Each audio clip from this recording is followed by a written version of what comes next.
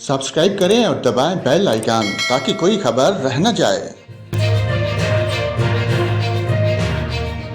और नाजरीन, कराची वाले तैयार हो जाएं, 13 जनवरी से यहाँ सर्दी की शिद्दत बढ़ेगी, पारा सिंगल डिजिट में जाने वाला है। मौसमियाती तज्जियाकार जवाद मेमन के मुताबिक 14 जनवरी से सर्दी की लहर पूरे मुल्क को अपनी लपेट में ले सकती है। उनका कहना है कि 13 जनवरी से कराची में सर्दी की शिद्दत में इजाफा होना शुरू हो जाएगा।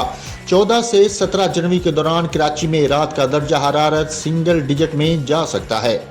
जवाद मेमन ने बताया कि इस दौरान कराची के मज़ाफ़ात में दर्जा हरारत 4 से 6 डिग्री सेंटीग्रेड तक भी गिर सकता है।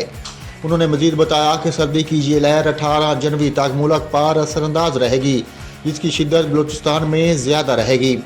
मौसमियाती तज्जियाकार जवाद मेमन ने यह भी बताया कि इस दौरान सिंध और पंजाब के मैदानी इलाकों में दर्जा हरारत 0 से 2 डिग्री सेंटीग्रेड तक गिर सकता है।